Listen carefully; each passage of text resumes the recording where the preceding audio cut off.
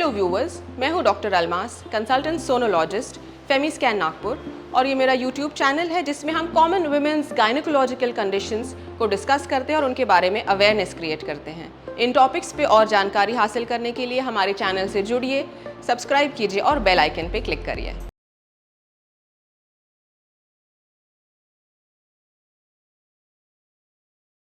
आज के हमारे YouTube वीडियो का टॉपिक है ओवेरियन सिस्ट्स या अंडाशय में गांठ। ये एक बहुत कॉमन कंडीशन है और बहुत फ्रीक्वेंटली पेशेंट लोअर अब्डोमिनल या पेल्विक पेन लेकर आते हैं सोनोग्राफी के लिए, और उनके सोनोग्राफी में ओवरी में सिस्ट पाया जाता है। ओवरी में सिस्ट और या गांठ सुन के पेशेंट अक्सर घबरा जाते हैं कि ये कोई मेजर कंडीशन तो नहीं है। सो आइए जानते हैं ओवरी के सिस्ट्स के कारण, उनके लक्षण, उनके उपचार। ओवरी में सिस्ट एक ऐसी फ्लूइड फिल्ड या पानी या ब्लड से भरी हुई गांठें रहती है जो कि दोनों साइड के अंडाशय में डेवलप हो सकती है और एक नॉर्मल ओव्यूलेशन और मेंस्ट्रुअल साइकिल के फेज का एक हिस्सा भी रहती है। पर कई बार अगर ये साइज में बढ़ जाए या ये रप्चर ना हो तो ये आपको प्रॉब्लम्स कॉज कर सकते हैं। टाइप्स ऑफ ओवेरियन सिस्ट, ये मेनली 4 प्रकार के होते हैं। सबसे पहला होता है फॉलिक्यूलर सिस्ट, यानी जब नॉर्मल ओव्यूलेशन होता है, अंडा बॉडी में रिलीज होता है तो ये रप्चर नहीं हो पाते हैं और साइज में बढ़ जाते हैं, इन्हें हम फॉलिक्यूलर सिस्ट कहते हैं। दूसरा होते हैं कॉर्पस लूटियल सिस्ट, ये भी ओव्यूलेशन के दौरान बनते हैं बट ये प्रेगनेंसी में बनते हैं, और ओव्यूलेशन के बाद अगर सिस्ट साइज में श्रिंक नहीं हुआ तो उसे हम कॉर्पस लूटियल सिस्ट कहते हैं। तीसरा होता है एंडोमेट्रियोमा या चॉकलेट सिस्ट। इन्हें हम चॉकलेट सिस्ट क्यों कहते हैं? क्योंकि इनके अंदर ब्राउन कलर का चॉकलेटी टाइप का डिस्चार्ज या फ्लूइड रहता है जो कि ओल्ड ब्लड प्रोडक्ट्स की वजह से रहता है।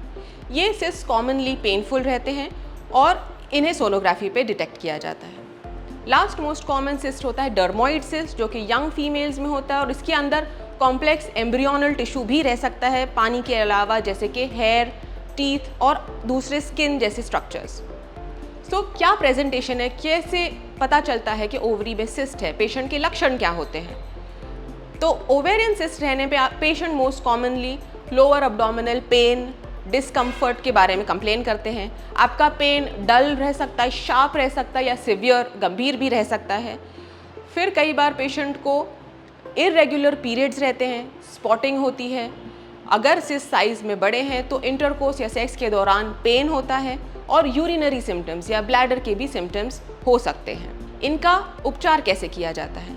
अगर आपको पेट में दर्द है, लोअर अब्डोमेन पेन परसिस्टेंट है, तो आप अपने गायनेकोलॉजिस्ट या अपने डॉक्टर को विजिट करिए, वो आपका चेकअप करेंगे और आपको अल्ट्रासाउंड एडवाइस करेंगे।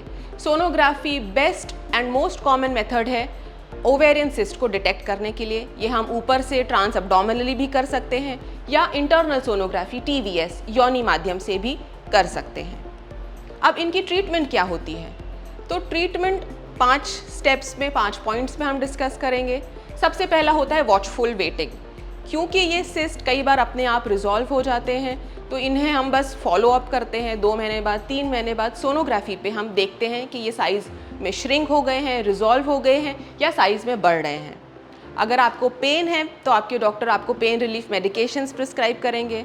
अगर हार्मोनल इम्बैलेंसेस हैं तो ओरल कॉन्ट्रासेप्टिव पिल्स या हार्मोनल ट्रीटमेंट आपको प्रिस्क्राइब की जा सकती है। कभी कभी ये सिस्ट बड़े रहते हैं, सिर्फ पानी से भरे रहते हैं, तो हम सोनोग्राफी के माध्यम से USG गाइडेड एस्पिरेशन करके ये सिस्ट के अंदर के पानी को निकाल के इसकी ट्रीटमेंट बिना किसी सर्जरी के कर सकते हैं। और लास्टली, अगर सिस्ट बड़ा है, कॉम्प्लेक्स है या उसमें कुछ कॉम्प्लिकेशन हो गया है, जैसे कि सिस्ट रप्चर या सिस्ट गोल घूम जाए जिसे हम टॉर्शन कहते हैं, ऐसे कंडीशंस में आपको सर्जरी लग सकती है जो कि या तो ओपन कर सकते हैं या लैप्रोस्कोपिकली भी की जा सकती है।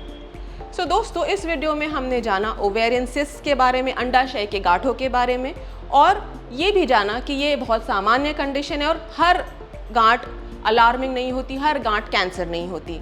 अगर आपको पेन है, लोअर अब्डोमेन में तकलीफ है, इरेगुलर पीरियड, स्पॉटिंग जैसे कंप्लेंट्स है, तो प्लीज़ अपने डॉक्टर को विजिट करिए, अपना सोनोग्राफी स्केड्यूल करवाइए। और अगर इस वीडियो को आपको पसंद आया तो इसे ज़्यादा से ज़्यादा लोगों के साथ शेयर करिए। कमेंट सेक्शन में कोई क्वेरी है तो उसे ज़रूर डालिए, मैं उनका रिप्लाई दूंगी। Thank you.